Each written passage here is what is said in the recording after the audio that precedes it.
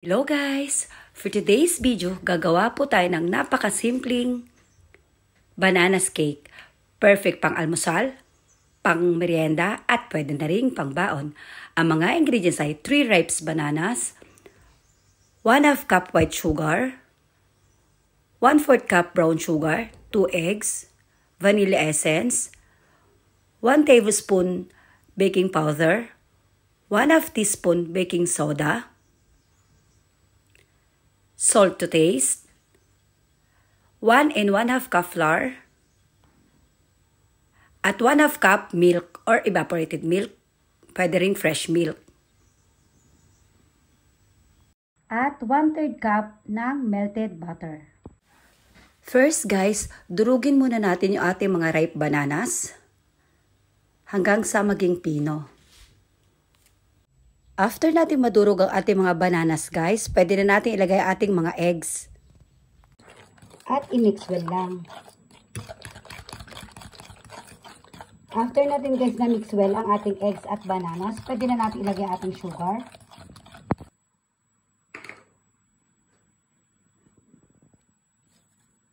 At haluin lang mabuti. At pag well combine na guys, pwede na natin ilagay ang ating baking powder, baking soda, at ang ating flour.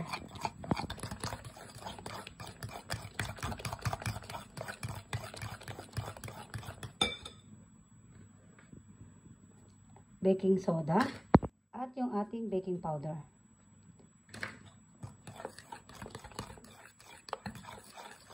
Next naman guys, lagyan na natin ating flour. I-mix well lang natin. After natin ma-mix well guys, pwede na natin ilagay ang ating milk, butter, at yung ating vanilla essence.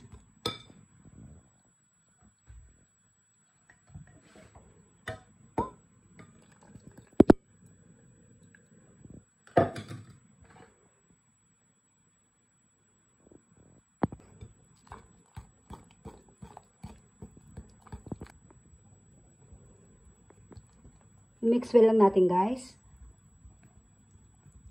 para ma-well combine lahat ng ating ingredients na ginamit.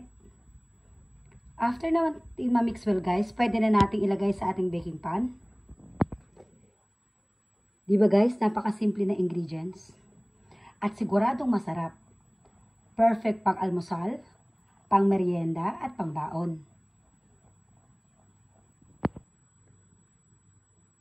Then, pwede na nating i-bake sa 180 degrees centigrade sa loob ng 45 minutes.